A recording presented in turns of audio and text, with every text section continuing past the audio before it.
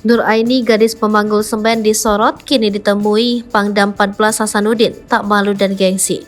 Inilah kisah dari sosok Nur Aini selaku gadis skuad pemanggul semen yang kini tengah viral di media sosial.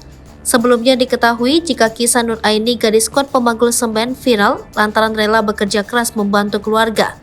Hingga akhirnya, kini usai viral sosok Nur Aini, gadis skuad pemanggul semen, kian disorot usai bertemu dengan Kodim Pangdam 14 dilansir dari channel YouTube Toto Imam Santoso. Dalam kesempatan itu, Nur Aini mengaku bahwa dirinya tak malu bekerja sebagai kuli panggul semen. Selain itu, Nur Aini mengaku bahwa dirinya mulai ingin bekerja lantaran melihat orang tuanya. Nur Aini awalnya merasa jika ia penasaran dengan pekerjaan orang tuanya.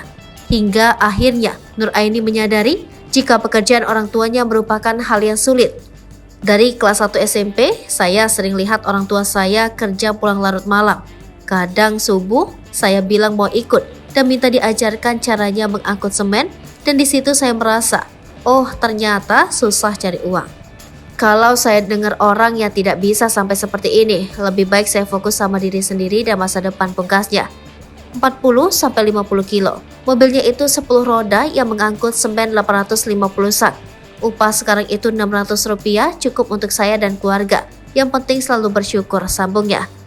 Tak hanya itu saja, Nur Aini juga mengungkap pekerjaan lainnya selain menjadi kuli panggul semen.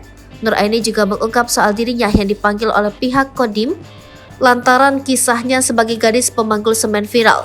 Bertemu Pangdam 14 Hasanuddin, Majen TNI Dr. Toto Imam Santoso, Rabu 31 Mei 2023. Nur Aini menceritakan kisah hidupnya sebagai pemanggul semen.